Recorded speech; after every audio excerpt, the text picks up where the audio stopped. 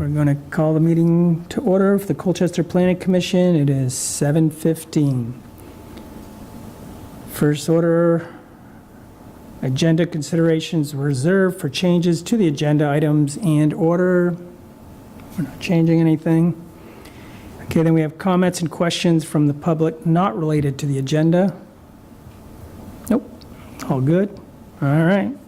So now we go on to our discussion. Consider possible future adjustments to the General District 3 Form-Based Code, the GD3 FBC bylaws.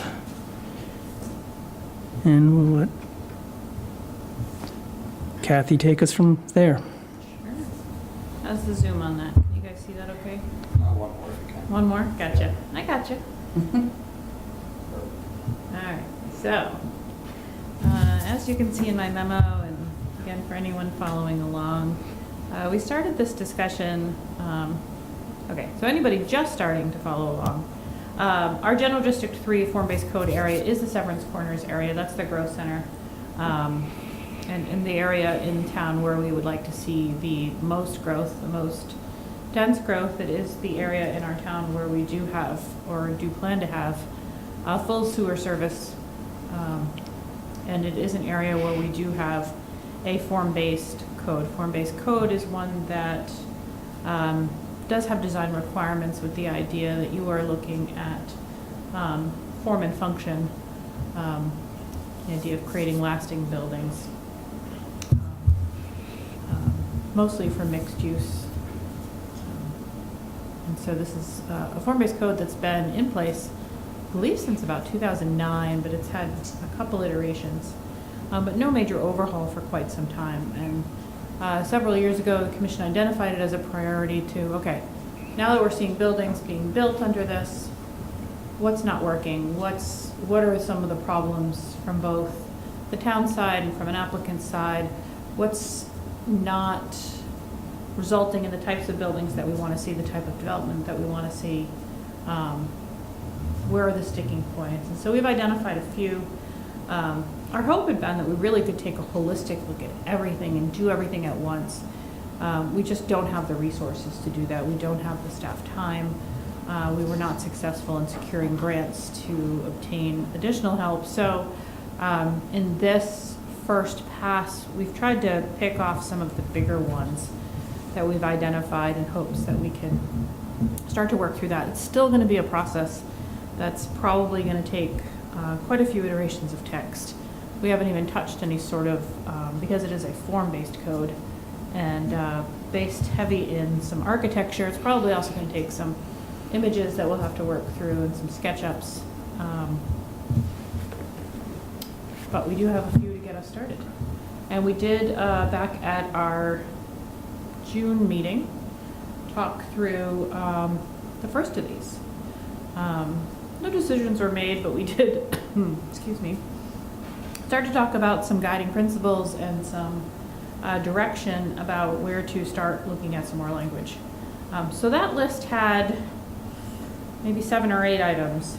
As we're coming back to this and working through them again, I've taken a few of them and actually started to craft some real language that we can serve as a starting point to work through even more. Now again, these are meant to be discussion points. This is not language that's anywhere near ready for adoption. It's not language that I'm necessarily even suggesting that you adopt. It's something that you can work from for discussion purposes.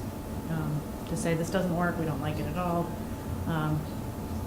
refine this. So they're not in any particular order. Like the memo that you have here does include every item that was on the last memo, but I did note that in blue, just to help you follow along between that last memo and this one, there are things in blue. Those are the things that have been updated since that June meeting. So again, I've not rewritten everything, but I did get to quite a bit since that June meeting. Okay. So residential garage setbacks is that one that we talked about quite a bit. But there wasn't really strong direction given. And it's one that's probably going to take quite a bit of work through. It's not one that I worked on between that last meeting and this one. I'd hope to sort of touch on it briefly with the members who were not here that first time to see if I could get some more guidance about where to go with direction for next time. I'm hesitant to do that without Rebecca here, so maybe I would recommend that we maybe not discuss it too much at all. Yep. Circle back when we have everyone. I don't have any new text for you. I think any conversation at this point might just be regurgitating what we talked about last time. Yep. Sound okay? We're not dropping it Yeah. at all. If you have some new thoughts, I would love to hear them, but I don't have anything new to bring to you. Yep. We're all good. Good on that one? Okay. Again, we're not going to drop any of these. We're just where our focus is this evening. Okay, so we're going to move past that one for now. And again, once you open up to the audience, if you want to circle back on any of these, I'm not trying to run away from them. Okay, A Street building placement and setbacks. So as a reminder, what is this one? So in this code, we have A streets, B streets, and C streets. A streets are those ones that are those major streets. Those are your premier, most trafficked streets. Mostly they are Blakely Road, Roosevelt Highway, Severance Road. Those are your A streets. And when this code was originally envisioned, those streets were going to have buildings sitting right on them. All the way up to the corners, all the way up to those roads. And a variety of things have sort of come to pass that have sort of shown that that's probably not going to be the case in all of that frontage against all of those roads. Partially because of topography, partially because of a future road widening and some road work that's going on or will happen at that intersection, partially because of some environmental factors like where the wetlands fall, even partially because of where the CERC right-of-way is. So a variety of reasons. It's just not an area where we're going to see liner buildings in all of those places. Okay, so what are we going to see? Well, that's what we're going to talk about as part of this. So those A streets, again, had this really downtown urban environment in mind. So we talk about setbacks. That is the distance from that property line, from that road right-of-way to where that building face needs to be. And those A streets say that they need to be 0 to 18 feet. And I think we marked it out last time. We missed our opportunity to bring out the painter's tape. 0 to 18 feet is not very far. And it's actually pretty common in a code for 0 to 18 feet in a very, very urban environment. But what we've heard and what we've talked about is that, especially with a road where the speed limit is 40 miles per hour, where there is not a stoppage of traffic, you don't have a light along some of that 0 feet for speed that high for buildings that are potentially 5 stories tall is really close. And the impacts of that are that you could have these towering, shadowing buildings that are extremely close to very, very fast traffic. You also don't really have a lot of room to take advantage of cafe space, especially for commercial or non-residential use, bench space or public space out in front of your building that you may want.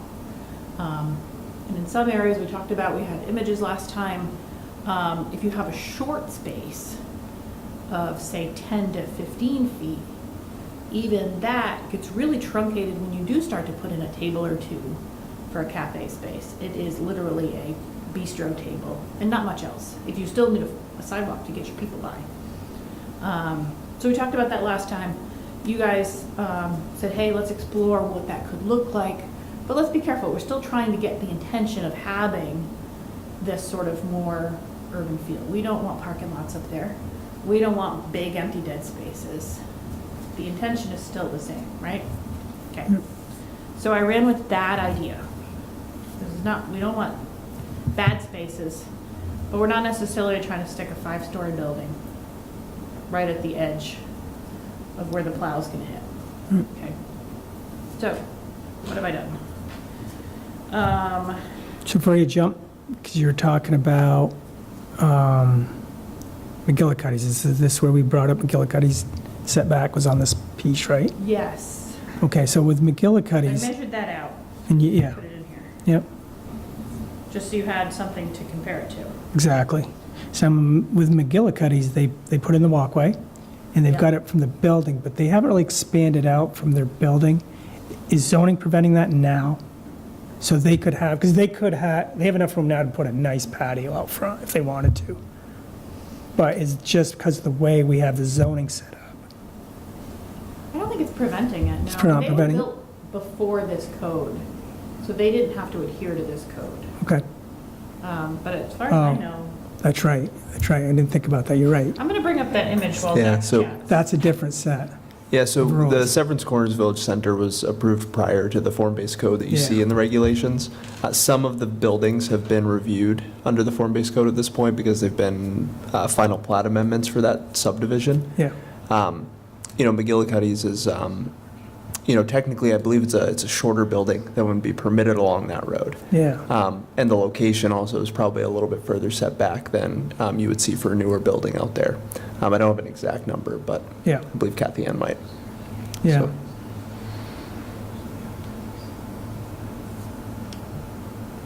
Yeah, because that would be I thought that was the general idea. The goal was to be able to put patio style in front of those buildings without the cars, but enough so cars not on top of you. Yeah, It could definitely work on the Severance Road side. That'd be easy for somebody to build some nice stuff right there.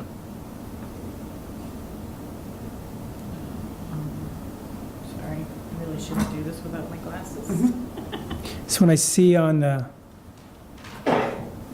McGillicuddy side is the berm that's by Route 7. Now, if I understand that right, that berm sets where the buildings would set. Right? Yeah. That's the idea of that berm, was kind of a visual. I'm totally the wrong area. And the setback on that's not too You bad. need to go just further down the road. Yep. Here we are. Let me zoom in a little for you here, okay. So just so you know, it's hard when you just throw out numbers there to be like, what does that even mean? What does 18 feet mean? What does 35 feet mean? Nope.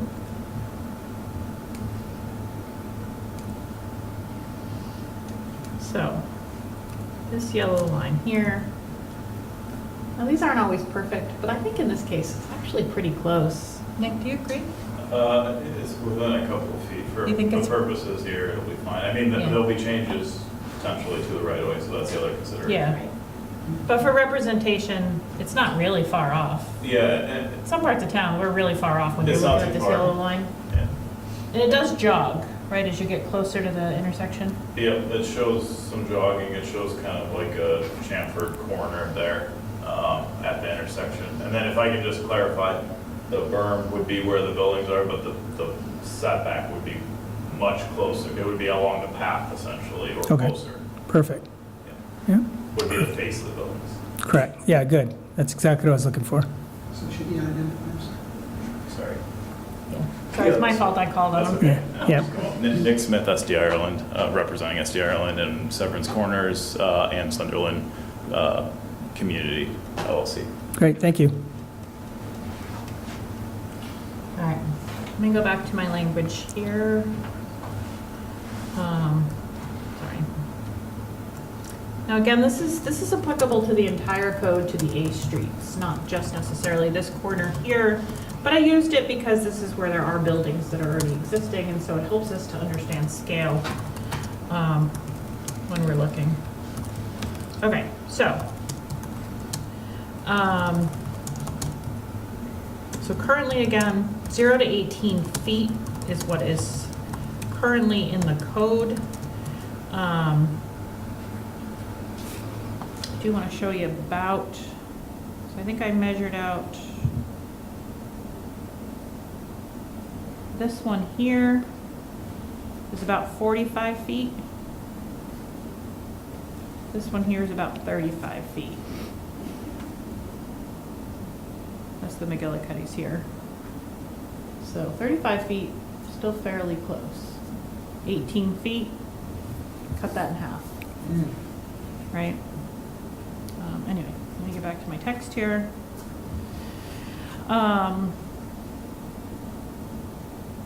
Okay, so, lots to think about. I do talk about, in this first one, okay, Kathy, what are you talking about? What is this 200 feet from the center of a signalized intersection? That's the first number we can start to talk about. So we talked about, what is the purpose of this? When you talk about a lot of high-speed traffic, and I'm gonna call 40 miles per hour in an urban area high speed. 200 feet, so should you start to get really close to this intersection, cars are starting to stop. Traffic is slower. And 200 feet actually is not that far. 200 feet measures less than this building here. So 200 feet would capture buildings that are close within this intersection here.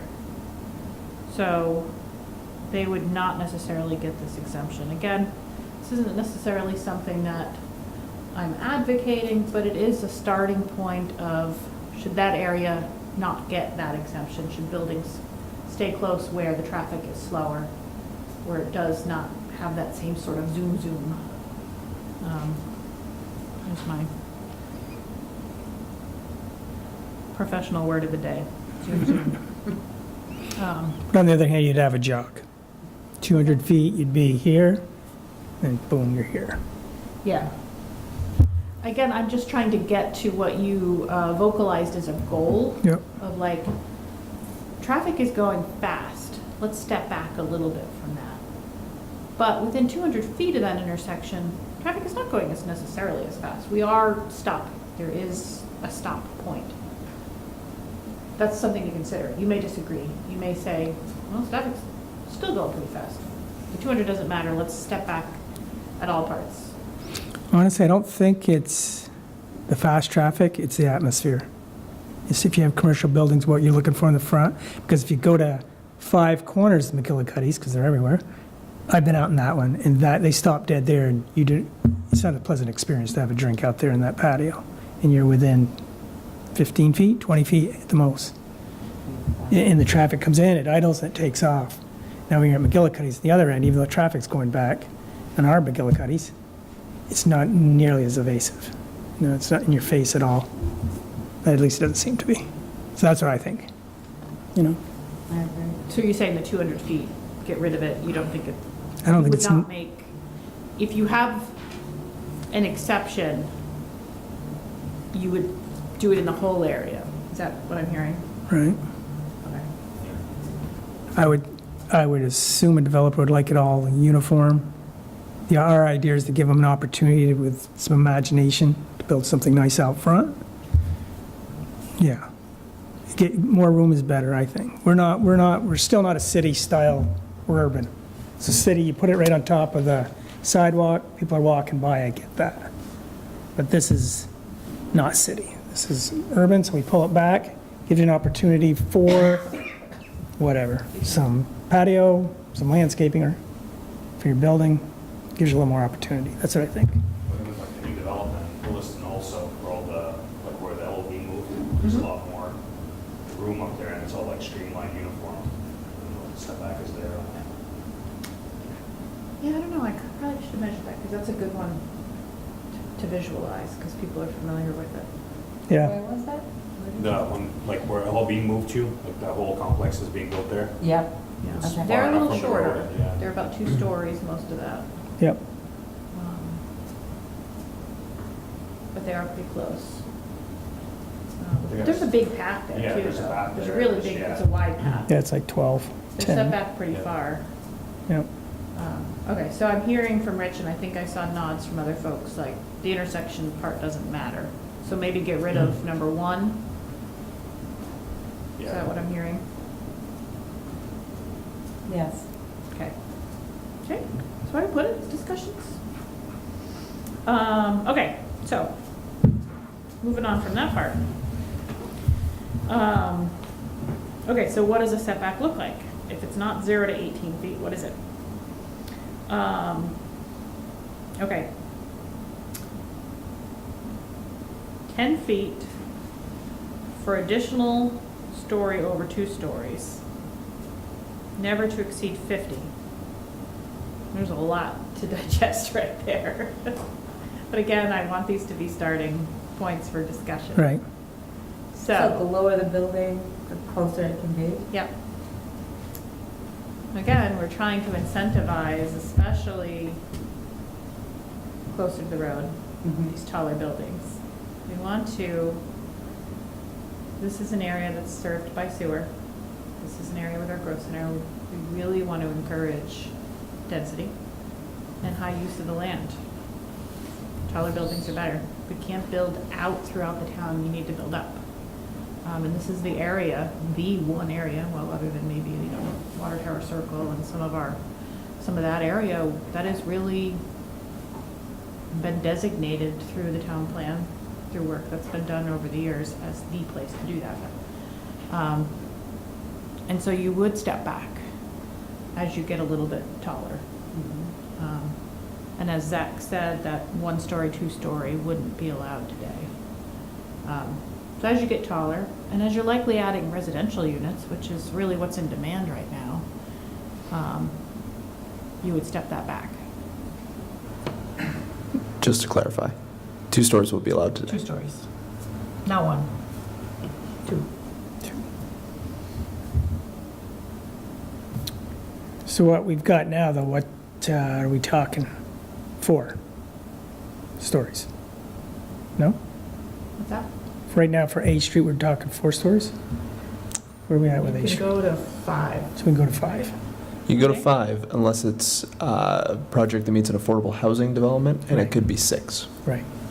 And so we would. But later on, I'm recommending that you. Yeah, above. So we're looking at, and we're thinking up to 50 feet now. Everybody's been down to Manchester, New Hampshire, they revitalized their downtown, they went 50 feet. And what they did in that 50 feet, you have a walkway, which you have all these, it's like Church Street, it's all bricked out, and it's got plantings everywhere, trees everywhere, it's quite the atmosphere when you walk through there. It changed the whole place, and it's like 3, 4, 5 stories tall. Hotels at You least. can take pictures for us? I should have down there. I'll have that we could do train, Rich. Yeah, that would have been a good deal. Yeah, but it's a nice atmosphere. Their whole down, like Winooski, they redid the whole, their waterfront. I mean, people don't even think about it like it used to be. It used to be all warehouses, now it's pubs and breweries and apartments and hotels and the whole bit.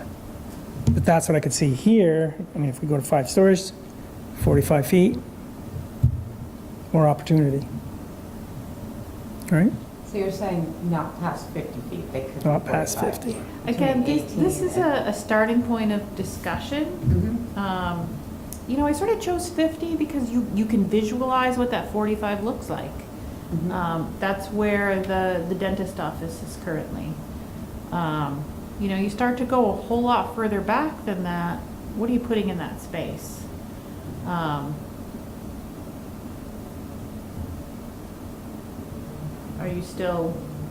Are we wasting pretty high quality land? Yeah, really. But I don't pretend to be a sound expert, I don't, it's really a starting point for that discussion. I'm not saying I'm married to these numbers in any way, but Yeah. looking at other codes, I've looked at other codes around other areas.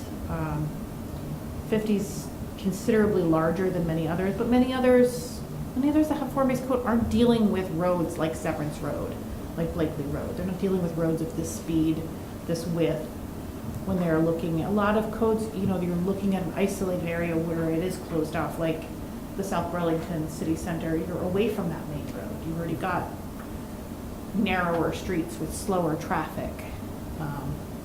Even in Williston, except for the Route 2 that's going by the front part, most of those roads that are internal to the Finney development are slower, narrower. So this is sort of unique in a form-based code world. And so we're trying to sort of recognize that while not turning it into a suburban environment. So 50 feet seemed like a reasonable starting point. We can see what it looks like. We know, again, the dentist office, the two-story dentist office that's there is about 45 feet back. The McGillicuddy's 25, 35, I'm sorry. Yeah.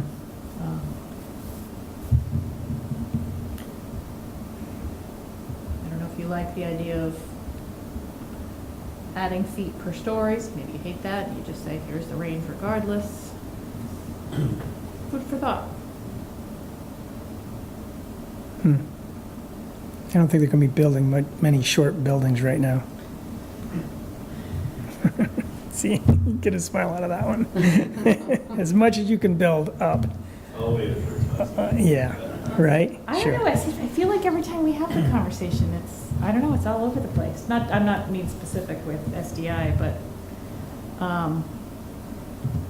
a lot of buildings, I think, tend to be on spec, and it's what the client wants. And sometimes they want the two-story, and sometimes, When you get to 4-story, you're typically getting into steel, so that's the issue, you know. But not always. Different price point. Exactly. Yeah, makes sense. but I wouldn't say that it would be unheard of for somebody to choose a two-story building over, say, a 4. I Right. don't think that in our conversations, without sharing too much, that's the direction I'm hearing. I think we are of this, what I would say on this topic is we're of the same mindset as the town, where we want to maximize density in the area that we can maximize density. Yep. Because it's a benefit to all parties. Yep. And that we are also looking to to best utilize that space as well. So a 50-foot setback is nice for flexibility, but probably won't be used. We would get, you know, as close as we can as well, that we feel comfortable with, depending on the use in front. But flexibility is always good, so I won't, Yeah. I won't shoot that down either. Sure. Yep, I get that.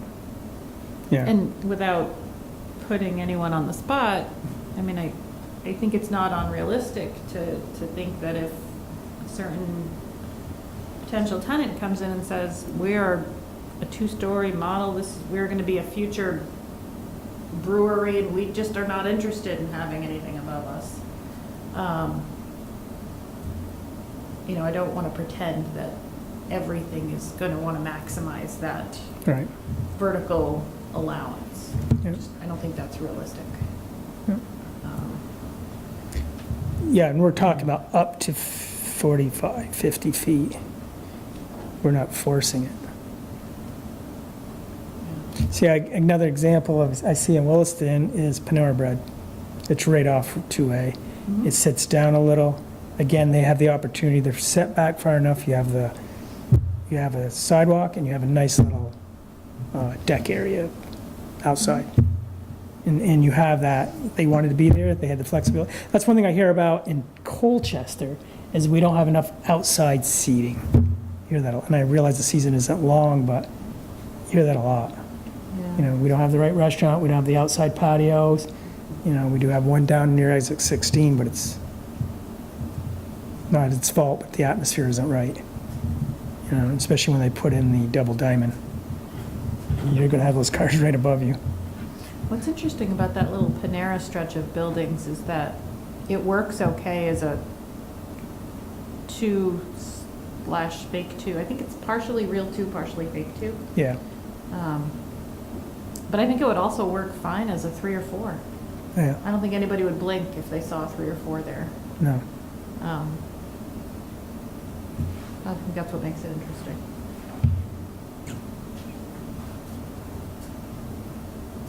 I don't know, hate it, love it, try it on, sleep on it, hear from other folks. Yeah.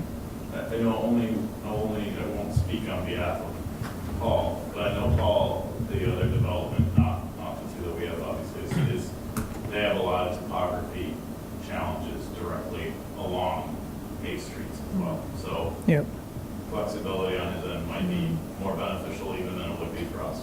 Right. Yeah, I guess I didn't address topography in this, that might be an interesting thing to add. Consideration. Yeah, his Route 7 exposure is horrible. Yeah. Those cars are flying by there. At least on your side is they have an opportunity to stop. But when that light's gone, I don't, even from his plans, he didn't have a lot to follow Blakely Road, or not Blakely Road, Route 7. Yeah, I think what Paul had to do to get around that was to create fake lots. And then he didn't have frontage on an A street. Well, I think they're simply called parking lots. Parking lots. Yeah. They're lots with just parking on them. But yeah. Yeah. Thoughts on that one? I think uniformity is nice, keeping I think the building size matters really, just as long as there's like a sufficient setback to future, like, I guess, if there's any future maintenance or road work or something that's being done on the building, so it's not like we're shutting a lane down for, excavators and dump trucks to get through, or, if there's road work to be done, there's sufficient, room to kind of make Yep. traffic flow. So, building size really matters for setback. Yeah, that's another good point, too. Oh, and I did recommend the base setback change. I skipped right over this, I'm sorry. It is currently 0 to 18. I did recommend change the base to 5 to 25. I think a 0-foot setback on Blakely, Severance, and Roosevelt Highway is probably not appropriate. 0 gives you nothing. Yeah. If your building is sitting right on that right of way, you can't even have a sign, your door can't open. Like, you are in the right of way the second you open your window. Which I think is fine in a lot of areas, but probably not in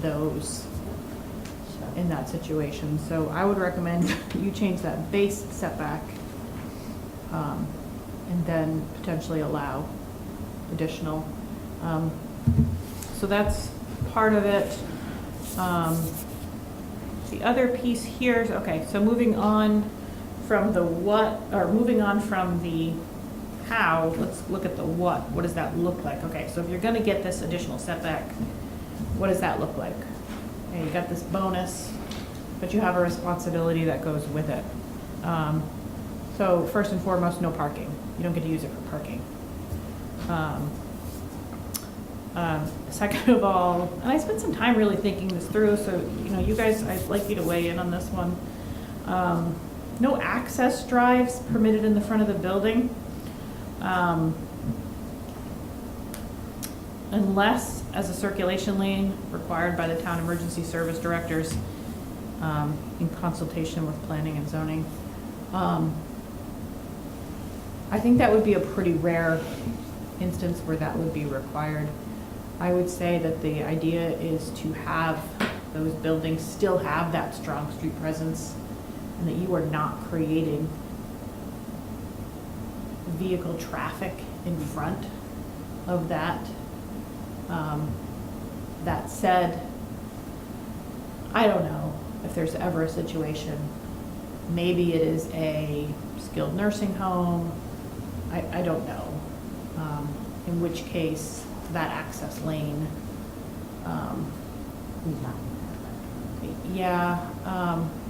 maybe I was overthinking that, I'm not sure. Because more than likely they have a bike path of some type, Yeah.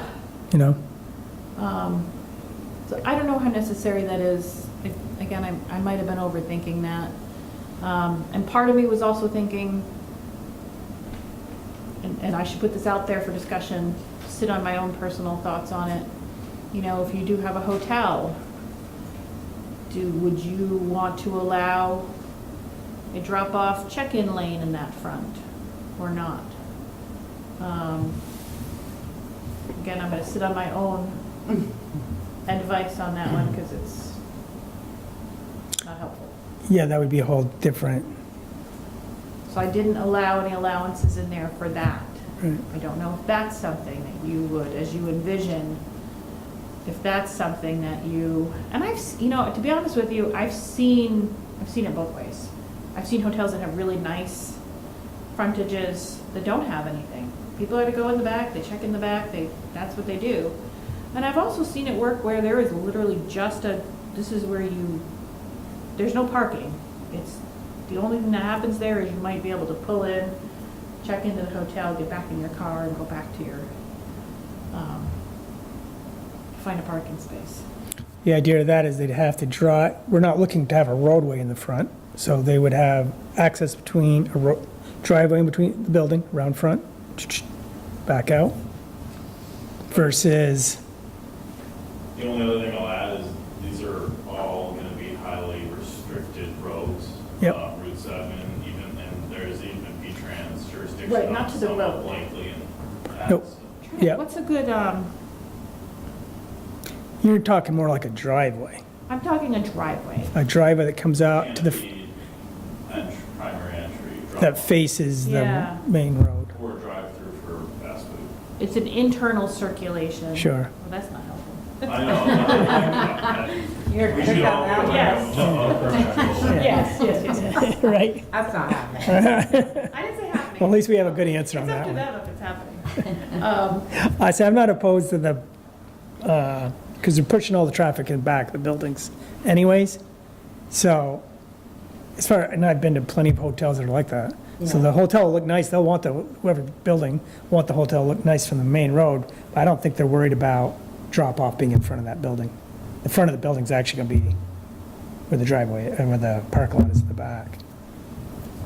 Where was I seeing one? The reason I thought of this is because I saw one recently and I was like, no, nothing, no roads to the front. And then I saw one and I was like, oh, that's surprising.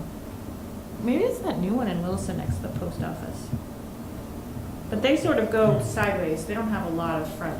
No, Like, the one from. across from- Yeah, is that the name of that one? I don't They think we might have have a- anything in the front though. It's No? kind of like on the side. Okay, maybe I'm imagining.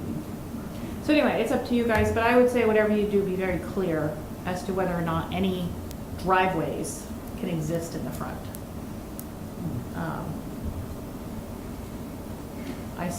I say no up there, but that's for you guys to play with. Again, either way, just make it clear. yeah, I think it'd be a waste. I'd rather see a road in the, not a road, but the traffic go through the back of the buildings, again, like the Williston deal.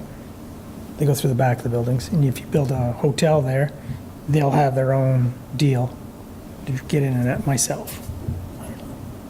I agree. Common entrance, yeah. Okay. So C, so do you like B? Is that what I'm hearing? You like B? Yep. C, the space shall serve as a civic amenity for the adjacent buildings, properly landscaped. So the idea is like, you can't just have it be dead space. So this is my attempt to say that it can't be dead space. Should be open and usable to the tenants of the adjacent building. So I'm not saying that this needs to be public space. This is not Rich gets to go hang out there. Yep. But the people who are nearby need to have access to it. Whether you work in that building, live in that building,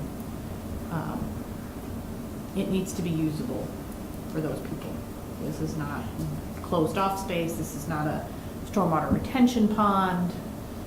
This is usable space. Yep. To the extent that if it's not precluded by the resource that's there. Yeah. This is not where you're putting a stormwater pond. Landscaping, welcoming, inviting. Those are not words we like to use too much in planning because they're fluffy and soft, and we don't like to do How do fluffy you and enforce soft. that? Isn't that like? Our attorneys copyright? don't like fluffy and soft, but I'm getting soft. If it was, What's that? they're not under Act 250 on those corners. Now, Oh, if they're under Act 250, they'd be all over it. okay. So we have a little flexibility, but Yeah. we can do more if we want to. It depends how far we want to push something, honestly. We do have that. So it's a little loose in that language when I say attractive. It's just, Planning 101 says you're never supposed to use that word, but I'm going to use it anyway. 'Cause I think it just gets across a goal. And for the most part, when we're working with applicants, we're not going to court over these. The DRB's not, we're not trying to argue. The intention is there, and we're all working towards the common goal. Yep. So, low high street trees encouraged. Year-round fixed seating, again, usable space. So that's the intention with that there. Get people out there to use it. And I use the word shall. That's a must. You guys can change that if you disagree. It's a little strong, but again, I think from what I heard from you guys last time is, if you're gonna create more space here, make a good space. I didn't get into what that seating is. It just has to be fixed. You can't throw out a few plastic chairs that are gonna blow away in the next storm.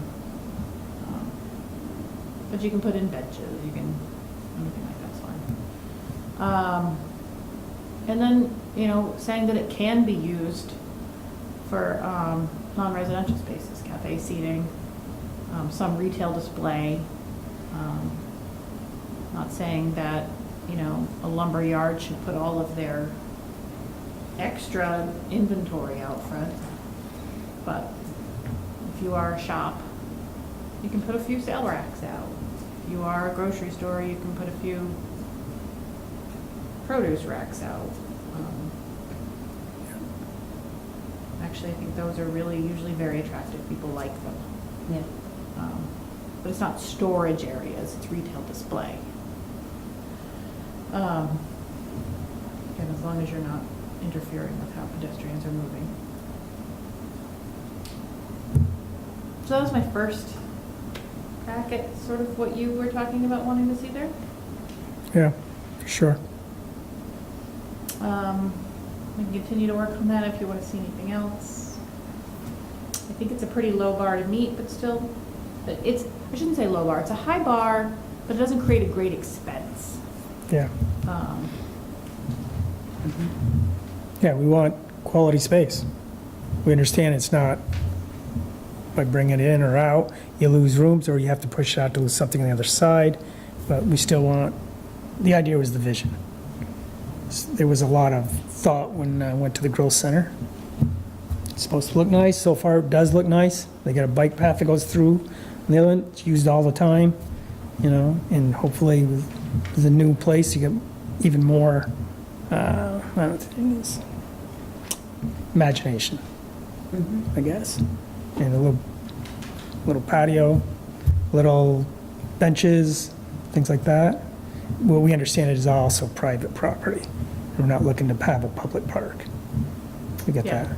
Yeah. I don't think the town wants to take Yep. over a public park. Yeah. The only one thing I would ask feedback on, I like all of the comments, they're great.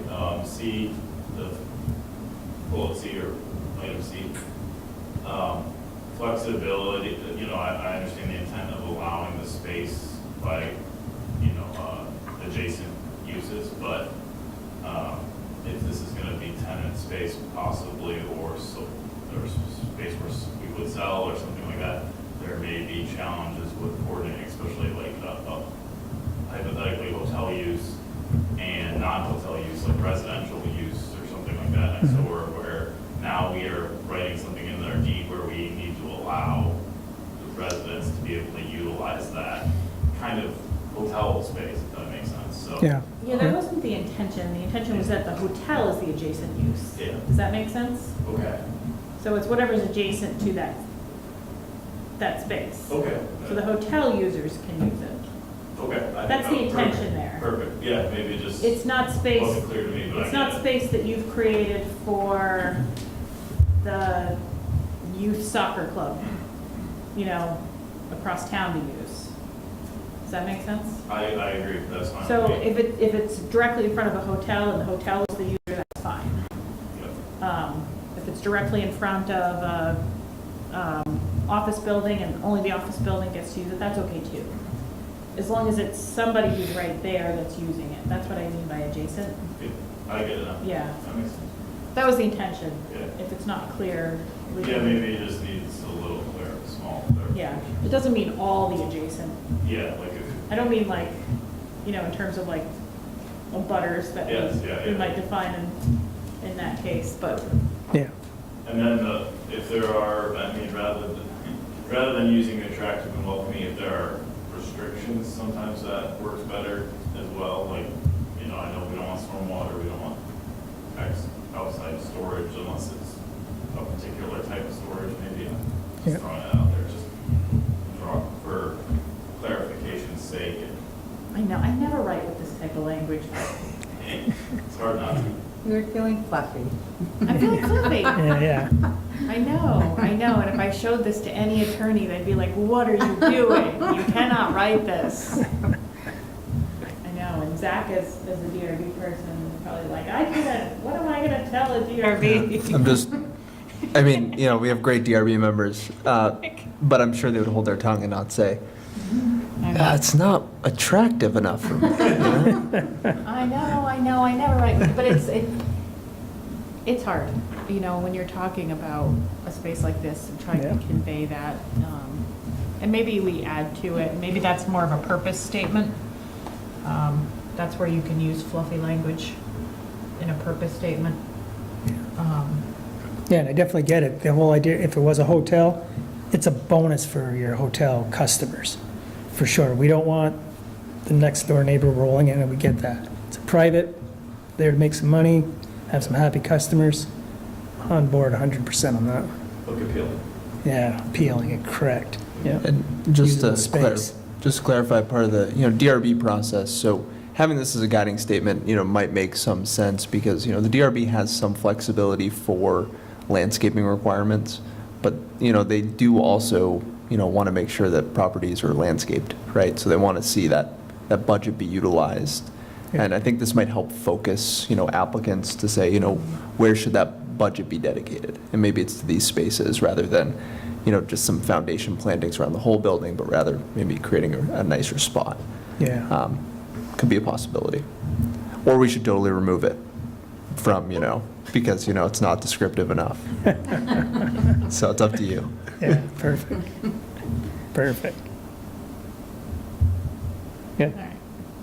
We'll add to it. yeah, that's good. We'll make it sort of a purpose. I like the statement. intention. Yeah. Okay, so we'll continue to build on that. The last one and this one, before we move on. So this is one that's come up particularly in this area just because we know and we've known for a while that V-Trans is looking at improvements in this area. I say in the intersection, but the intersection to them is really big, extends out quite a ways, which may require a change in where that right-of-way is, may require taking or purchasing additional land, additional right-of-way. And so we want to make sure that we have the ability to measure back from the current property line as well as any reasonably substantiated future right-of-way. What we don't want to have happen, we know that V-Trans is potentially widening. The building comes in next week and says, I am 25 feet. I'm exactly where you told me I need to be. I'm 25 feet, 18 feet maybe, let's just say, from that setback. And then V-Trans says, we're widening this. We're taking 15 additional feet. They're now 3 feet off. If we know that that's going to happen, I want to give the DRB the power to say, we have a reasonable belief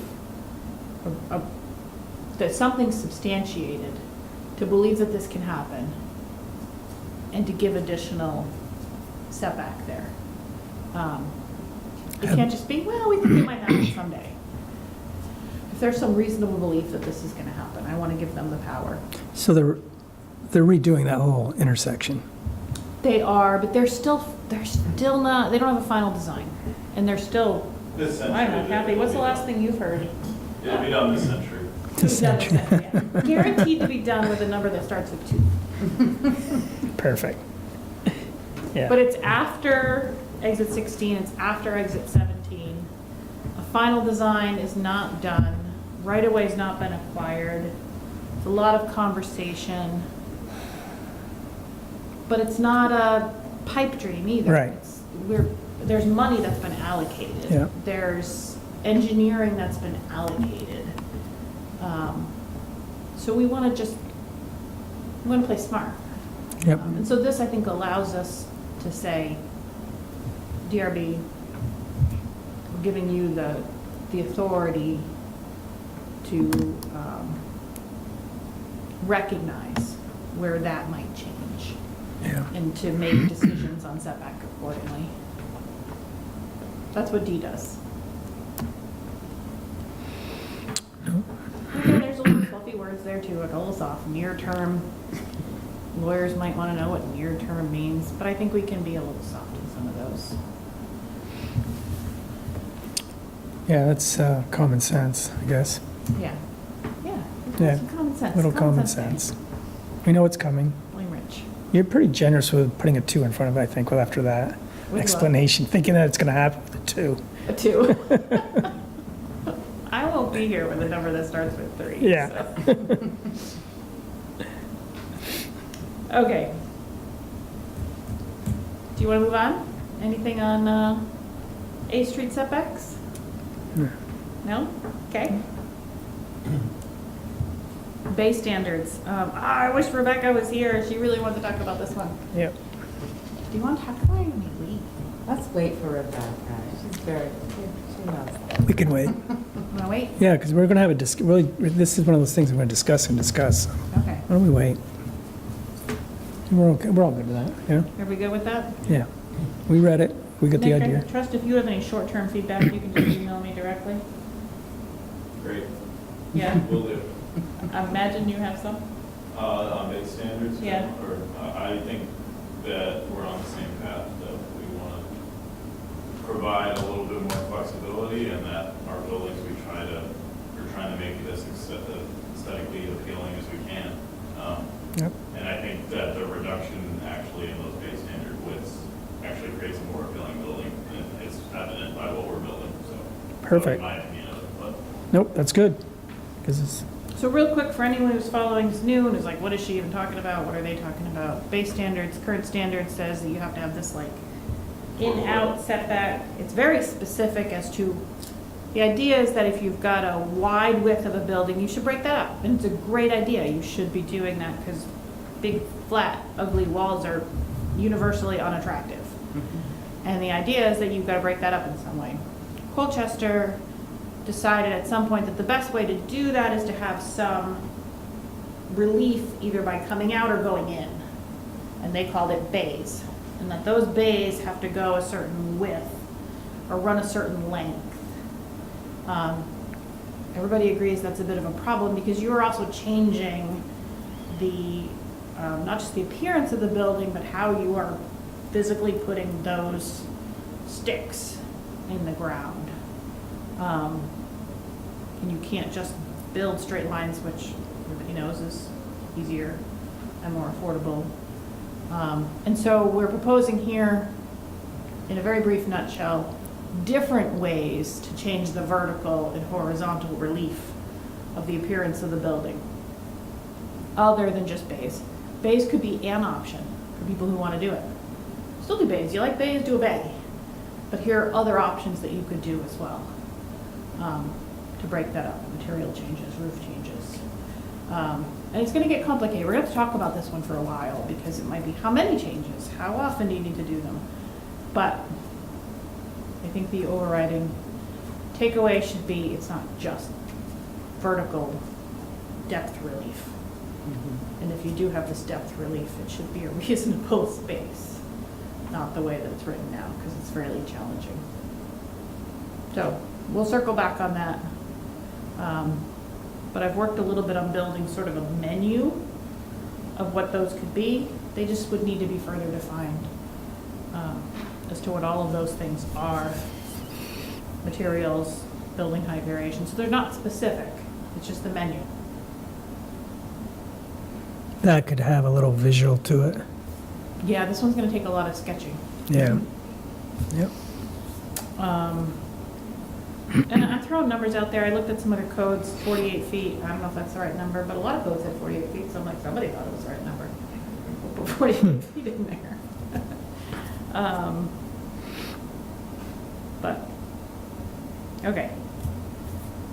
And then just some other random stuff about signage and what happens when you overthink things. Okay. Accessory structures, so,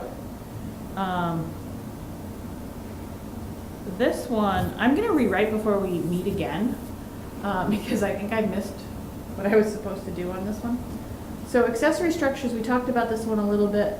The real problem with accessory structures that Paul brought to our attention, Paul Simon, working on the northeast quadrant, is that accessory structures, by definition, have to be accessory to something. They can't just stand on their own. So if you want something to be an accessory structure on a lot, it can't be. It needs a principal structure on that same lot.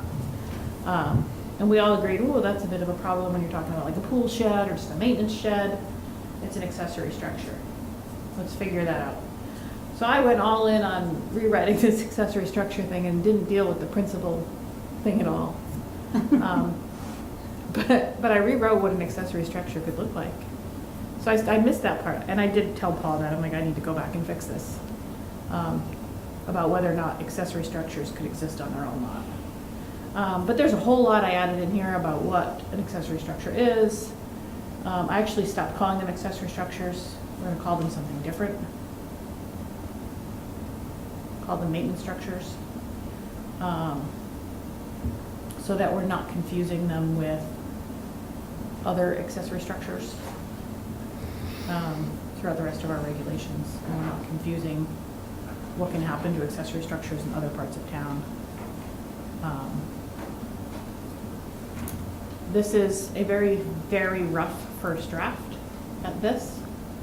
I didn't hear back from Paul on any specific feedback on any of this.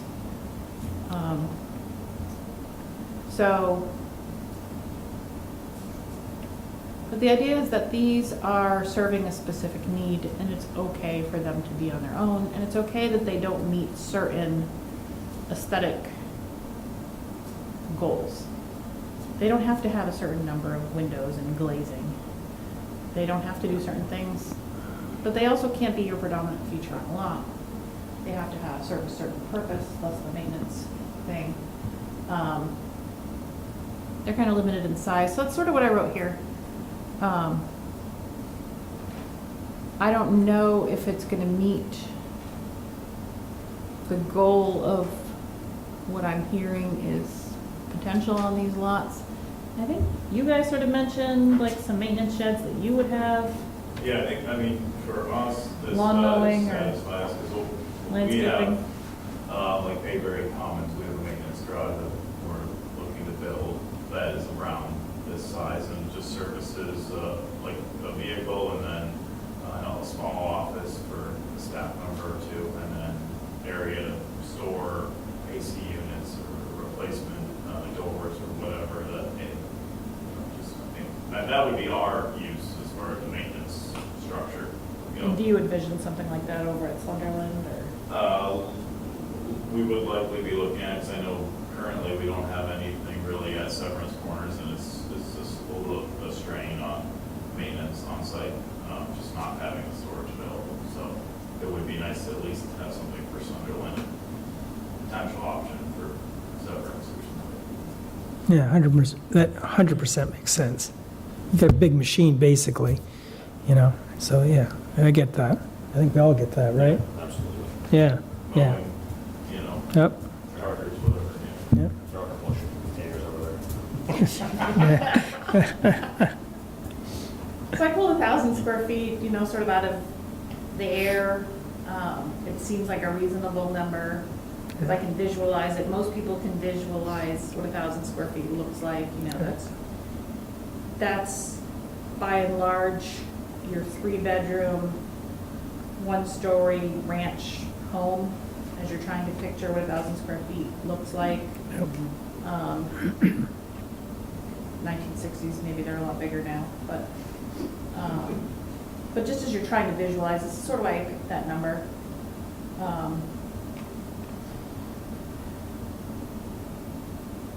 Seemed reasonable for fitting a fair amount of lawn equipment or pool equipment in. But if you think it's too big or too small, it's an area to provide some feedback on. 15 feet in height, again, this isn't meant to be your clubhouse. That, I think, is something that would be different. Yeah. Or your pool house, like where people would go and, have a communal party or something. It's not meant to be your trash enclosure. But it is meant to, but it's still, and then I sort of threw this in here for discussion, but you guys can tell me I'm crazy. That's okay, I won't take offense. I did try to give it some sort of aesthetic criteria. You can tell me to take it out. Compatible with adjacent buildings and material, color, and design. It's not meant to be strong, but it is meant to say, no, you don't get the roll-off container. This isn't meant to be your sort of cheap siding. It should be something that's a little bit nicer. Maybe it's brick or. Yeah, we want something permanent. Looks Yeah. nice, done right. And you got 15-foot heights, which is nice because you put a 12-foot door in, so you can actually pull in a real piece of equipment if you need it. I don't think, Everybody has their Kubota and a yeah, little bit, yeah, I think 15 is a little short, though. yeah. Yeah. You know what I mean? My suggestion would be almost having ability for 2 stories, because Yeah. that's a nice location for additional, like. Put an office up top or something, and, Yeah, And, sorry, just because we're on the Yeah. Metal roof, I don't know if, I think that aesthetically, a metal roof can still kind of match the building. I can see that fitting in well at Sunderland, not at all at Severance Corners. So, yeah. some flexibility there. Yeah, metal roofs are tricky Yeah. So leave this because you get the side. corrugated tin or you get the nice seamless. Yeah, I get that. How fussy you want us to be? Straight up seamless green? You tell me. I put Red? this here for discussion purposes. I'm not married to any of them. Yeah, Okay, but yeah, so- that's the right track. Okay, yeah. so I'm, reevaluate the roofing, maybe taller than 15 feet.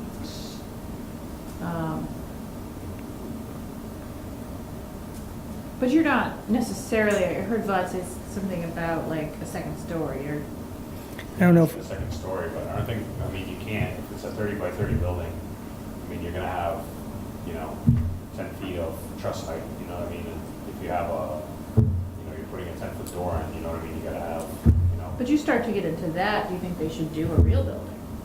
Like that would fit the rest of, so you could have a 2-story building, you just need so to if they're doing a 1,000 square foot building, it should be, accommodating to kind of be structurally sound, not something that's gonna be outgrown within a couple of years and, used as a storage shed because we can't utilize the height or. You could have, if you had the interior though done right, maybe even at 16, you could have the walkway bit with a little, upstairs deal in it. You know what I mean? You see them all the time, because this is designed strictly for maintenance, but we want it to be long-term, look nice, kind of deal.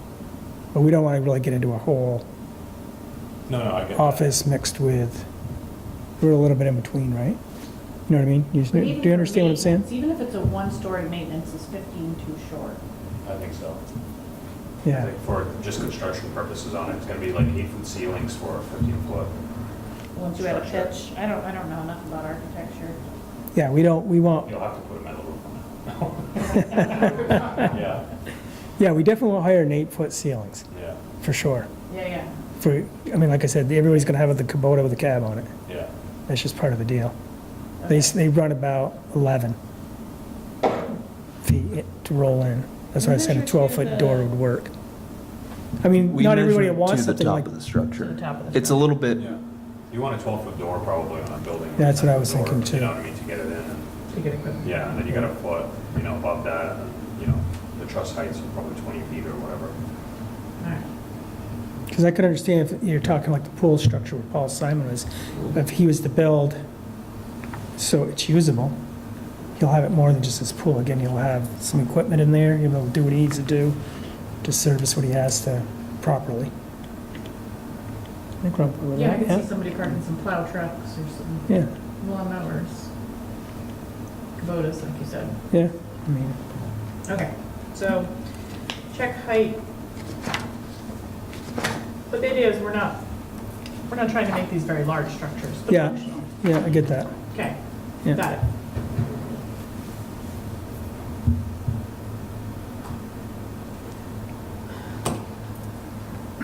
Did you have something?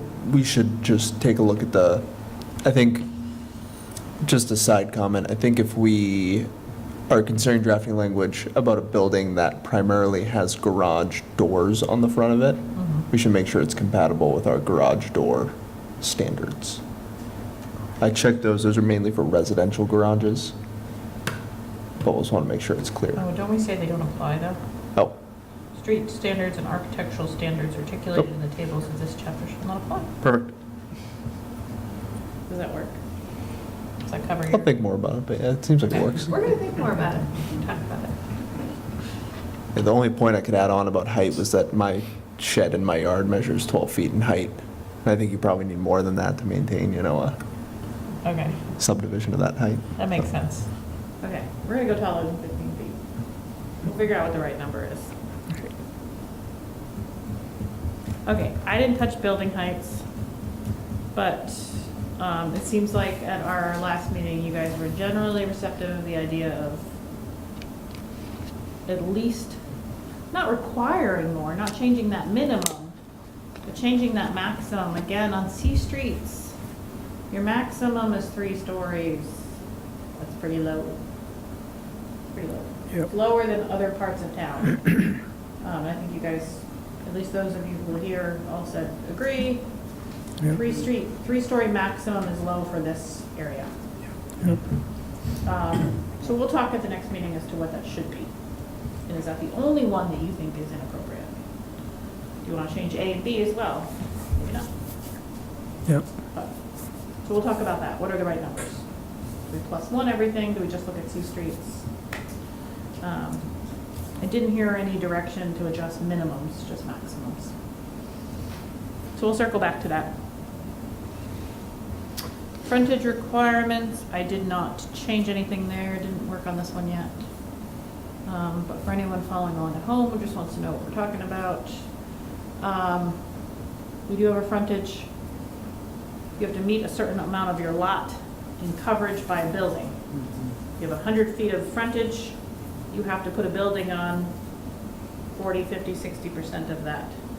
What that means is that lot lines are arbitrary lines on paper. You don't walk outside and see them. They don't just show up.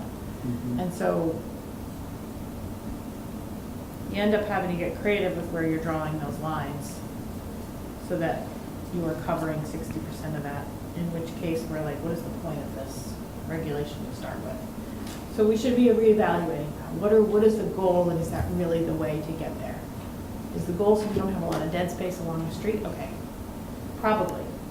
Frontage requirements, as they're written, isn't going to achieve that because you just keep creating lots.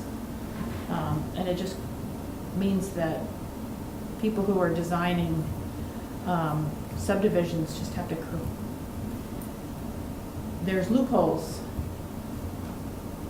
and they're easy, kind of a pain, and unnecessary. So let's just stop with the games that everybody has to do. So let's just talk about what we can do with those. Didn't do any work on it though. Requirements for ground floor use. Haven't done any work about it. So that one, that one though, was stating about, for the commercial use, right, in the first floor? Is that what this one I'm looking at?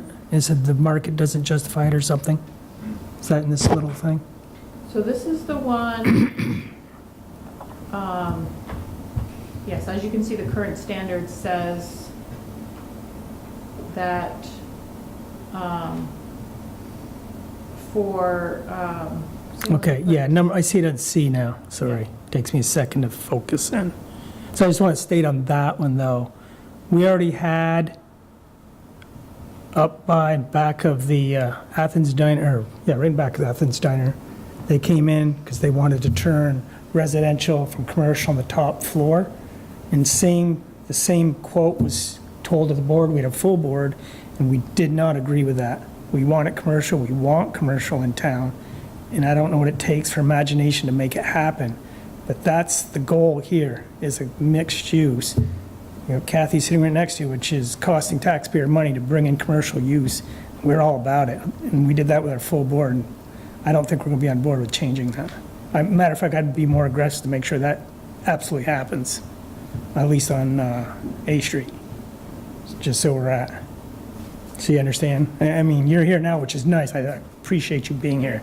It's been a great bonus to all of us here to have somebody that's right there. And we're not, sorry, we envision this, we have the same vision on, especially these primary A streets and even the B streets as they're related. We want to supply the option for commercial space. Yep. And just a couple of thoughts on our end is the establishment, it's not necessarily, well, it is market related because our concern is that sometimes these developments are, we're trying to assess the whole of the town rather than what it really needs to be. Sometimes it's development by development. And if you look at how Severance Corners was developed, just as an example, a lot of it was heavy front-loaded residential buildings, and then commercial came in, and obviously with, some variation in that, but the challenge for us is we're building a lot on our B streets. We're utilizing, or we're trying to make use of conditional use for some first floor residential in these buildings. And at some point, when we reach our maximum within the development, then we'll be forced to do commercial spaces. But they'll just sit vacant, which will actually increase the cost of living because in all reality, the developer is going to push that onto, units that are covering that above. So, we would love to just see if there's some kind of ability to continue to say that the design needs to be done with a goal to supply commercial space and some flexibility as far as what actually is installed. So we're envisioning still doing some kind of storefront-esque look with, higher ceilings that allow for mechanical space and this and that. But, if it takes 10 years to fill those spaces, it's a real challenge. And we just finally in Severance, we're even still now looking to fill a couple last spaces in there. So just a consideration that. No, I appreciate that. Maybe we did a little analysis on what's in Severance, and it's closer to, I think it's 35 to 45 in that range as far as what the first floor commercial space is. Okay. So, Yeah. And I can provide that at some point. So All right. Good, thank you. Yeah. And you saw my recommendation, no matter what you do, conditional use criteria doesn't make any sense. Conditional use looks at, if you're familiar with conditional use wants you to determine whether or not it will affect schools in the area. What are my conditional use criteria? Energy. Hours of operation, impact on renewable energy resources, what else is in there? Sorry. Yeah, schools, renewable energy Reiterates resources. conformance with the municipal plan, purpose of the zoning district. None of which is ever going to change by whether or not a space on the first floor of a building is residential or commercial. The DRB using conditional use criteria to decide that is just silly. I would say you determine whether you want it there, yes, no, percentage, but make it a clear standard. Applying conditional use as a test, it's always going to be a yes if you use conditional use, because conditional use criteria would not preclude a residential use on that floor. There is no conditional use criteria, again, these are defined by the state, but there is no conditional use criteria that would ever say a residential use on the first floor of a building is inappropriate. It just wouldn't. Conditional use criteria exist for things that can be kind of obnoxious or impactful. That's why they exist, and they are good criteria for certain things, in certain areas, and certain uses. You've heard me give you this speech before. Conditional use is often overused. It is not appropriate here. There will never be a positive finding for conditional use for this purpose, for this use in this area. So either you want it, you don't, you want a percentage of it. I would say figure out what you want and put it in here. But get rid of the conditional use part of it. It is not helpful to the DRB. It doesn't convey what you want at all. That's fine. My soapbox. Good. Right. No matter where you go, and I'm telling you where to go. Yep. And Okay. that's for new growth, right? The conditional uses. I mean, conditional use, if you look at, if you ever have some time to browse the regulations and you look at table A1, conditional, and you look and you'll see P for permitted, blank if something's not allowed, and C for conditional use. It actually gets used quite a bit. So it might be that a certain use is a conditional use in certain zoning districts. I'm making something up here, but it might be that a office building is a conditional use in the GD1 district. Totally making that up because I think it's a permitted use. Yeah, it's permitted use. Definitely a permitted use, but, and the table will list all of those Okay. things. And you'll see a bunch of Cs for a lot of conditional uses. And a lot of towns will use conditional uses as an area where they may be like, well, it depends. We might want it, we might not want it, and that's not what it's supposed to do. Because there's no criteria where you're like, well, we kind of like a Target, but not a Walmart. That's not what the it depends is supposed to do. Conditional use is supposed to really look at those criteria that are listed and help you decide, so maybe you don't mind a manufacturing facility in a certain district if it is really sort of totally internally housed. Doesn't have a lot of impact. I can name a lot of, manufacturing today doesn't have the same impact as it used to. Sure. Maybe it doesn't have a lot of trucks, but it still qualifies as a manufacturing use. And you would use conditional use to determine, does it affect some of these things, traffic in the vicinity, et cetera, et cetera. Whereas certain manufacturing uses are really intensive. If you were to look at sort of, something that's going to be really producing a lot of product, trucks are coming and going a lot, that's going to have a different impact than something that fits under the category of manufacturing but isn't having that. And so conditional use is useful for those types of things. Same thing, so certain other uses sort of falls into that category, things that, a lot of categories, I can think of like automotive repair and auto sales, sometimes they have almost no impact.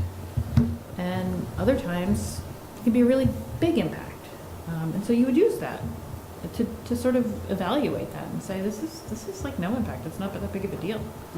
And so it's appropriate. It totally is cool. It's small, it's well managed, the lot is suited for it, the traffic is controlled well, Whereas on a different lot, it might be like, this is not, So their like house this- is really super close. Yeah, so by calling it condition, is that the reason we don't want that, is because if it's conditional use, it almost is a green card to just. Right. Okay, Yep, you got it. okay. But the way that review works, so once it gets to the Development Review Board, and Zach has to write staff notes, and the board has to write a decision, conditional use criteria are determined by the state. So there are these criteria. We don't make up what our own conditional use criteria are. We have to take those 5 criteria, and the board has to say, does this particular use, we have to evaluate it against those 5 things. And those 5 things, when you're talking about certain uses, it's almost boilerplate. I mean, you can probably think of many things where you're like, this thing it's never gonna trigger any of those 5 things. Yeah. And residential uses especially are almost never gonna trigger those 5 things. They just don't have that impact. Mhm. So, And we can, Development Review Board hates gray area Okay, with a passion. So we can make it black and white. okay. Yeah, and just to clarify, a lot of the staff notes and decisions for really anything out, a residential building out in the growth center, I mean, really, the site plan standards do a good job of really going through all of the impacts of the building for residential. We're looking at sewer, we're looking at water, we're looking at traffic, we're looking at, the big items, landscaping, setbacks, all these, the things that you think of with these buildings. And, conditional use does prevent a little bit of flexibility that are given to other site plan level, amendments in the future. So for example, if it's conditional use, any modification of that site plan's got to go back to the Development Review Board. it is a So- pain for small businesses. And, for folks who are trying to do the right thing of, trying to say, all right, I planted some of the wrong plants, I need to change my landscaping plan. We're like, Oh, we want to replace 5 ferns, well, sorry, you got to get on the Development Review Board's agenda. But I could, as a zoning administrator, review an administrative site plan for any number of other things, Yeah. minor like that. So as soon as I'm not you're looking at in Nick, I'm imagining he's nodding his head. As soon as you're in that conditional use loop, you're stuck in it. And it is a real pain, as Zach said, he's not exaggerating. You want to do anything small, you are going to the DRB. Okay. Whereas other places, so I especially urge caution when we apply it to a lot of things, because That makes it is a sense. real pain, especially for small businesses or even larger businesses. I mean, if they just want to do small things that we would otherwise like, oh, I want to add a dumpster enclosure, or I want to add a cart corral. It's like, guess what? I'm going to the DRB. I want to plant a few ferns. DRB, 3 months, $560. Because that's what conditional use does. Okay, We do not have authority to approve those in-house. gotcha. So, there you go, my soapbox. That's good. I hate conditional uses. And then businesses hate them too. Yeah. All good? Okay, Yeah? Anything that's else? what I got for this one. Yep. We'll move on? Move on. All right. You all set? Anything else on this one? I got nothing. I think you're good. Okay. Okay. Thank you. Thank you. All right. So now we're into accessory dwelling unit standards.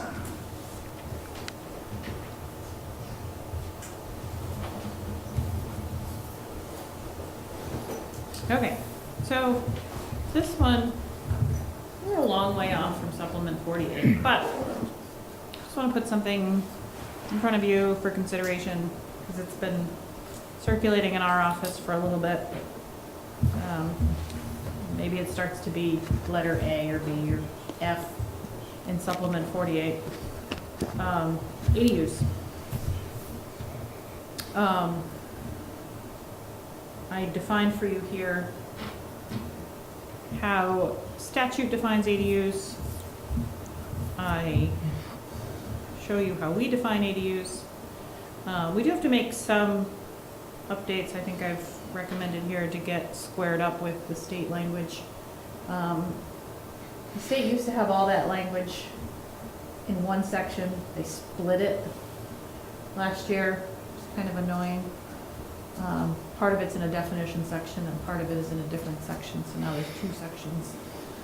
Our regulations only reference a single section, so we got a little housekeeping to do when we get to our next supplement to just make sure we're referencing the right section, because we currently only reference one. Beyond that, a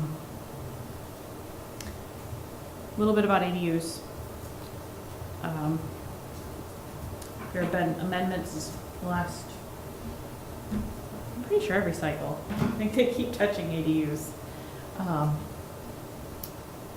Not major amendments. The last major amendment was when they added in the 900.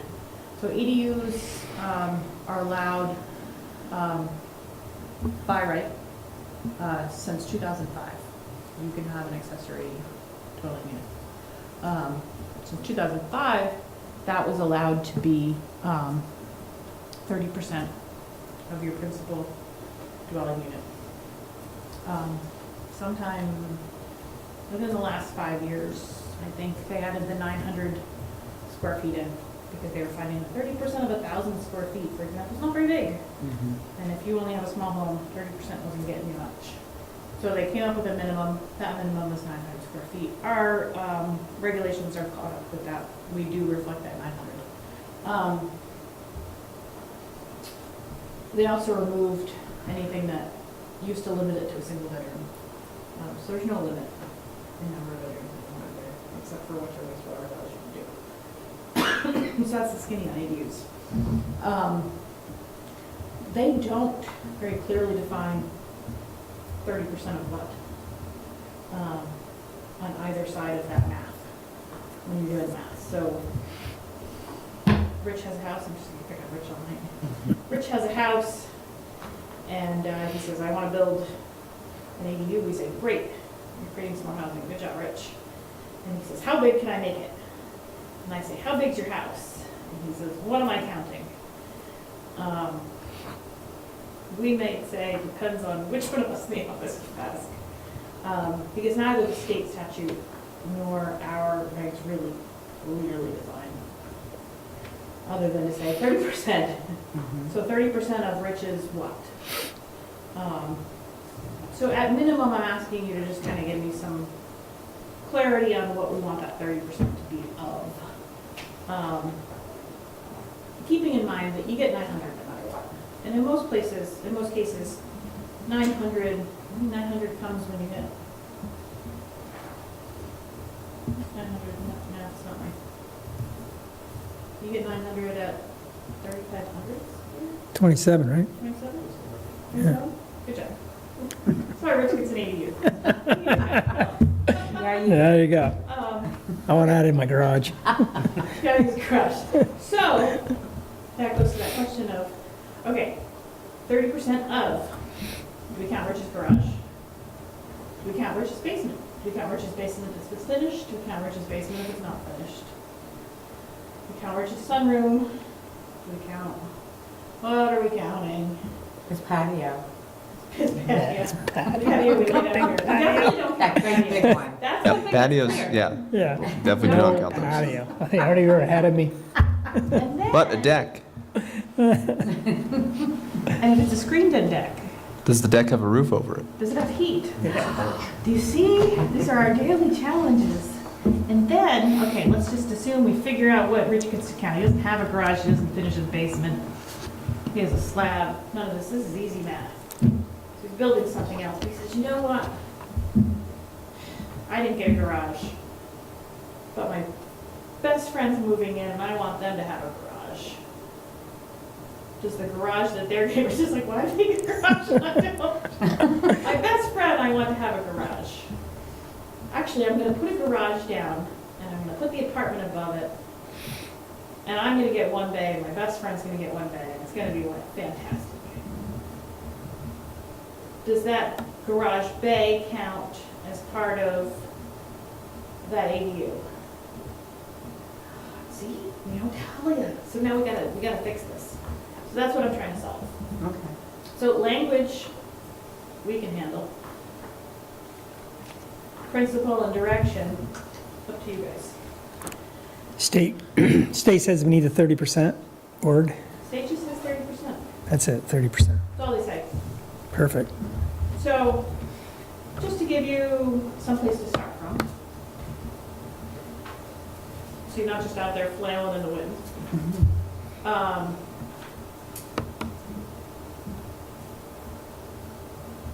You could, some places say 30% of the habitable area of the principal. Principal's the one you're starting with, this side of the equation.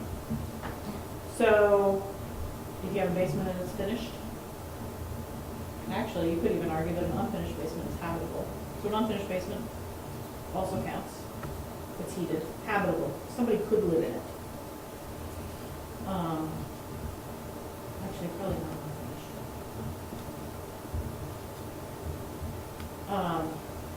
But you wouldn't count a garage. So that's pretty common. A lot of places use the word habitable, and then you define what habitable means.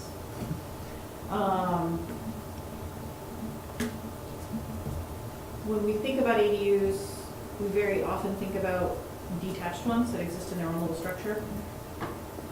But it's not uncommon for them to be actually fairly, maybe split. You know, maybe half of them.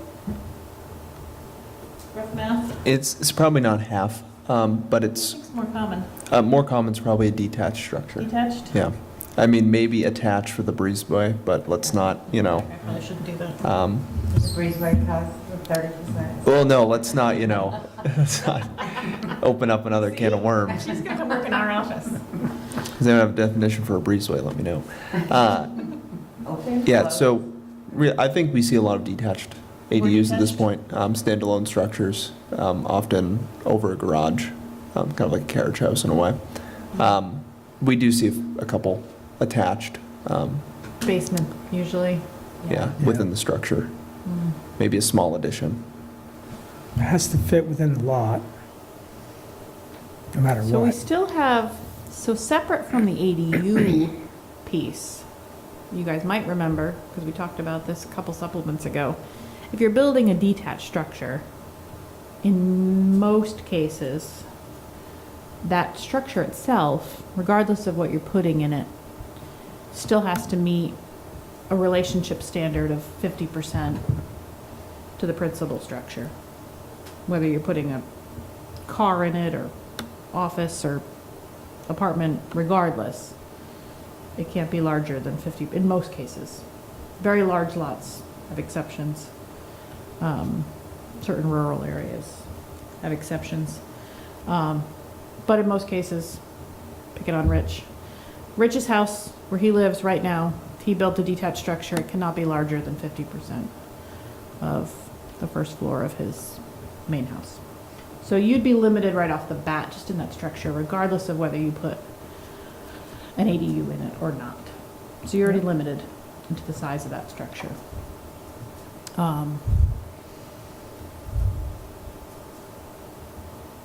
But then, how big is that unit within it? The objective here is that you don't have a structure that's a monstrosity next to the initial dwelling, correct? I think that the objective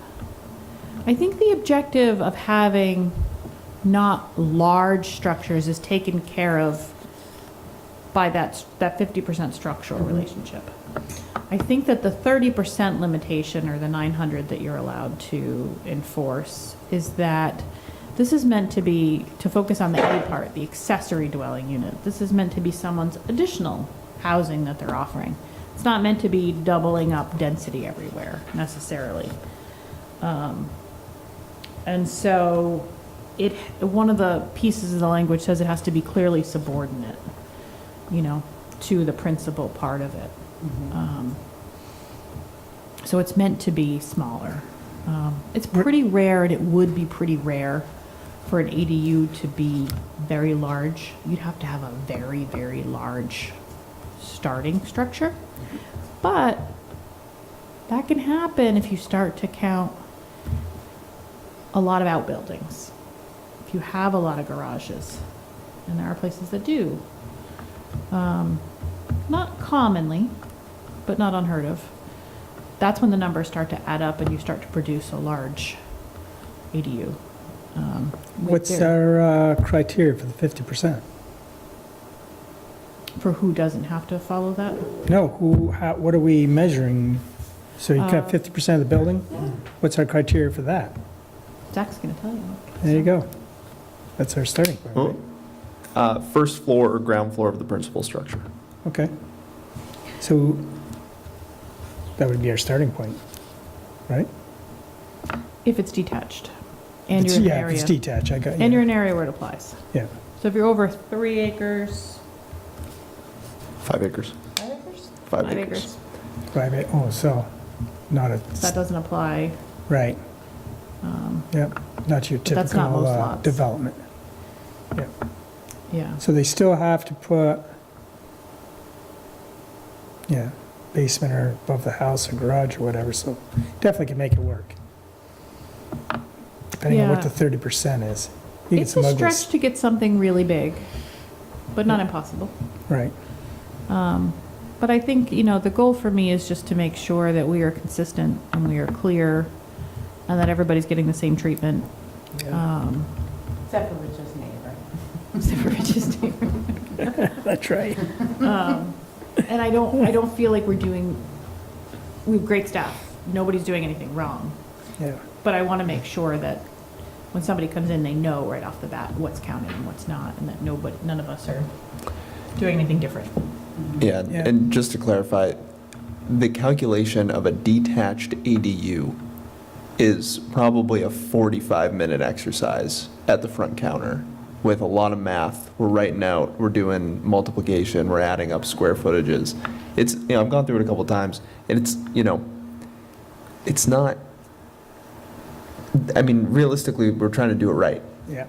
But at the same time, I think we're not trying to create this facade of all right, time to break out the pen and paper to figure out if you can have your mother-in-law live with you,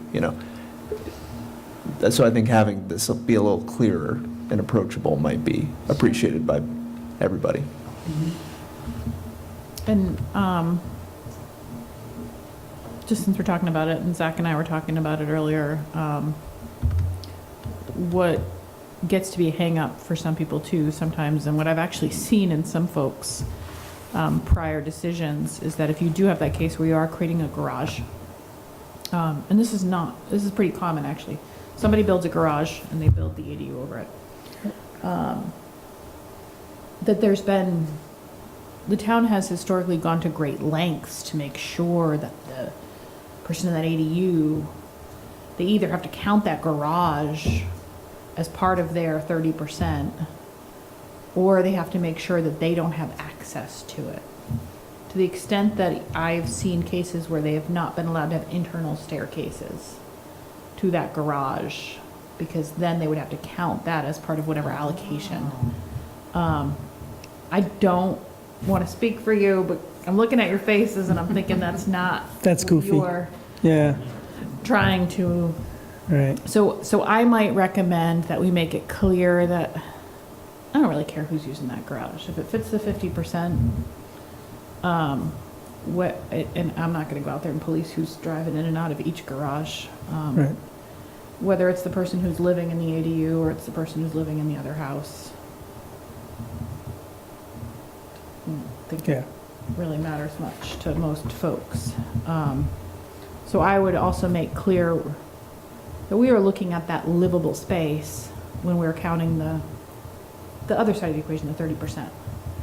And if there's a garage, that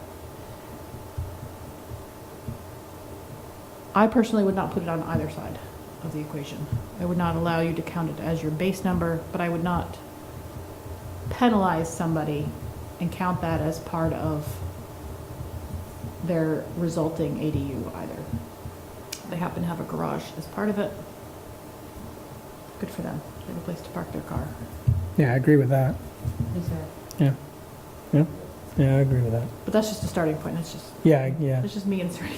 yeah. Oh, no, it makes sense because there's a lot of little detached garages. It's quick for an ADU. But, yeah, And just to add on to that, this is often a situation where a property owner could get a permit to build a 25-foot tall two-car garage. right. And if it has an ADU above it, then can they not build that structure, or they have to put some stairs outside of it? Adds in these different considerations. So, possibly something to be avoided that, might make someone get pretty frustrated at making their, well, doesn't have to be their mother-in-law. I keep picking Yeah. on mother-in-law. Their tenant. But their tenant, use exterior stairs in the winter. Yeah. I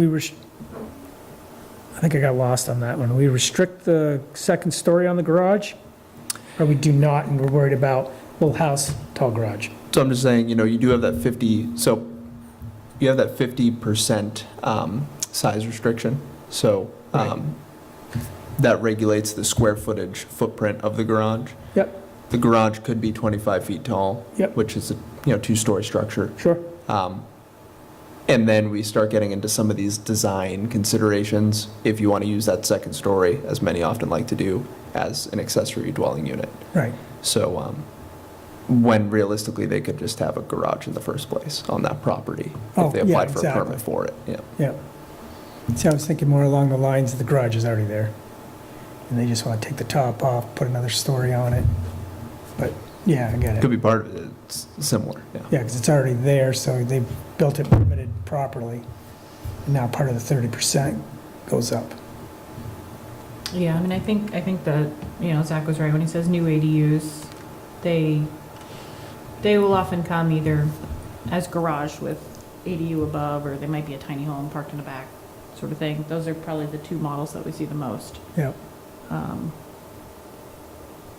Ones that are internal tend to be ones that have kind of been put in, and we find them, and they're like, okay, I'll get a permit now. yeah, But new ones that are going through the permitting process correctly for the first time are usually detached yeah.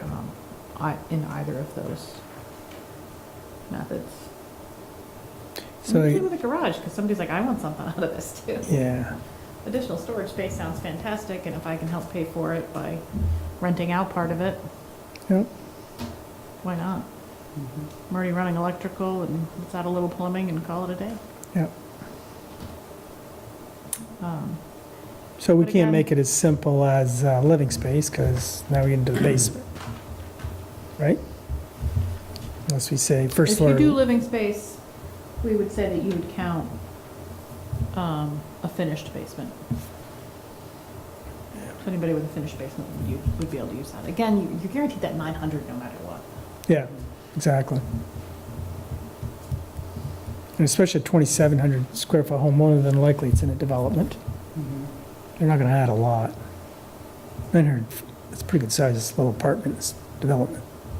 But what's not clear right now is, does somebody get to count their garage, 1, 2, 3, 5-car garage, Right, in the math? It's not really clear.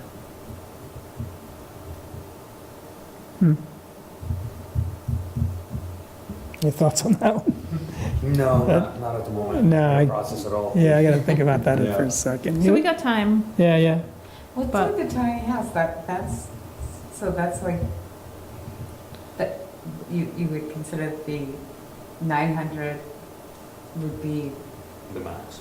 the max, so that would be the tiny house that you could just put in your backyard? Yeah, we've seen a couple of them. Have you? Yeah, because I think that they're modular. You Yeah. can buy them. They appeal to people that don't want to really deal with a long construction season, something that can be dropped off. So, not a lot, but a few. We've seen a Yeah. few. Personally, I've never lived in one of those. Yeah. the new ones are fancy. You know, they are. Yeah. Yeah, the one down on Charlotte area, that's, Some of them are totally fixed, like they're not going anywhere. Yeah. I'd say most of them are, but I think I've seen one or two where it is on a like a trailer. Mobile home chassis thing. Yeah, Yeah. so it is movable. Yeah. It doesn't matter to us whether it's movable or not. So they could buy the prefab house. You're good to Okay. go. Yeah, wow. Yeah. I think more and more companies, we're gonna see more and more of those. More Yeah, and more companies are getting into them because it is quicker, cheaper, yeah, they bring them in 4 pieces. easier. You don't have people in your backyard constructing. Yeah, We don't see a lot yet, but I think we will. it's easier than hiring a contractor, I suppose, right now. Probably. All you Yeah. need is a pad and somebody drops it off. Yeah, Or they build it in a few days. yep, Um, okay. You got any more questions on that one? No. No? so- I think we're good for a minute on that. We're have to Again, come I'm back. not necessarily trying to make things more difficult for anyone. Yeah, I can see why you're confused, though. I just want to make it clear yeah, and consistent. So, we'll circle back. I mean, the difficulty is, unfortunately, is the placement of whatever the structure is if you're in a small lot. That's where it gets crazy. If you're looking enough to have a 2,700 square foot house and you got a 1,500 foot garage, say, just stuffed on your lot, you've maxed it out. Now you've got to let them build either up, right, or stuff it somewhere. There's only so much room on the lot. Yeah, I think most people who have come to us with like the dream in their head, I don't think we've discouraged anyone with dimensional standards. The real trouble for folks who really want to do this has been wastewater. Right. That is the sticking point in most cases. They have a permit for the 3 bedrooms that already exist with their house. Even a single extra bedroom for the ADU that they want to build or put on, they can't. So that's the stumbling block in most cases. Some people get creative, or they at least claim that they're, Removing bedroom, they're removing a bedroom from one house. but it's gonna be on the vision property part, basically. You have to indicate how many bedrooms are listed on your house. It's prior to 2005, you can't. It gets really tricky too, because the wastewater definition for bedroom is not the same as the definition for tax purposes. It's just, Calculation of the flow of the 4th bedroom is different than the 3rd bedroom, so, Yeah. relocating a 4th bedroom actually doesn't work. we use the word wastewater daily, Yeah, I bet. frequently. I bet. Yeah, so most often that's their solution, whether or not it actually happens. We do inspect everything, but again, what makes a bedroom Not an office. is Yeah. sometimes, does it have a closet? Yeah. Doesn't matter whether you put a bed in it. Well, it depends on who you're asking. So- Septic system knows the difference, unfortunately. Yeah, that. Yeah, right? Yeah. Right. But if Yeah. it fails, in most cases, it's really only Rich Yeah. and his right. house who's paying for it, Yeah. Yeah. and dealing with the consequences of that. So the idea Not is, always the case, obviously, if you're on the lake or yeah, sensitive areas. yeah. Yeah, I mean, everybody's going to max out as much as they can. I get that. We want to help them out as much, but you're right. We want everybody on the same page. Yeah. Make it easier for our office too. Yeah, absolutely. All right. Okay? Yep. So that was that. Very good. I think we're good. Yeah, We're good. we're good. All right. Okay. Our supplement 47 update post-approval adoption report. Yeah, so supplement 47, as I'm already talking about, 48. 47 was approved, adopted by the select board on July the 23rd. It will be effective officially August the 13th. You guys didn't have a lot of adjustments in there. There's not a lot of big changes, but just so you know, got a great big 5-0 approval from the select board. The post-adoption report is new. You guys did it with the last supplement. We never used to have to do them before, but now we have to do them twice. You have to have a report early, and then you have to have another one. I put a motion in your packets so that we can prove to the great state of Vermont that you still approve this Oh my God. amendments that were already adopted. Yep, so I need a motion. It's required. We're gonna do it.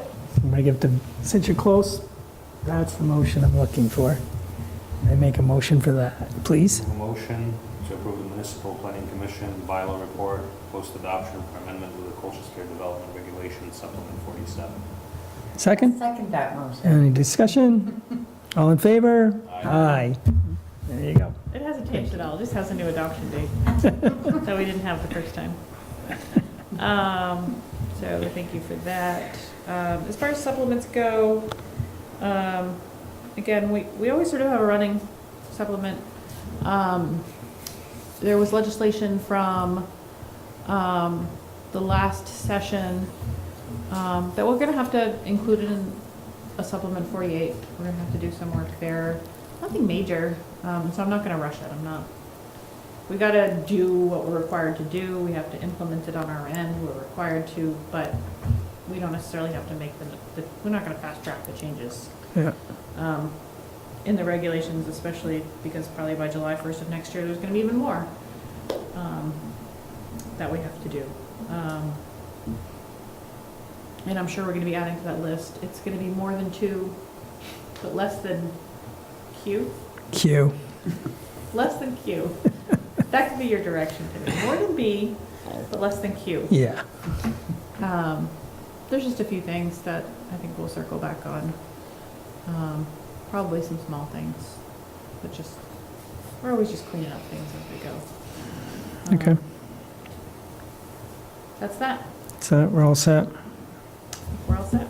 Got our staff minutes, get the June planning, Oh, zoning, yeah. That was included. that's included. Okay. Thank you. So now we need a motion for the minutes. Please. Oh, I make a motion that we approve the minutes from the June 4th. Second. All in favor? Aye. Anything else tonight? No? No? Motion to adjourn? I second that. I guess Vlad made that. All approved. All in favor? Aye. Aye, there we go. Thank you. We'll have our normal meeting in September. Okay.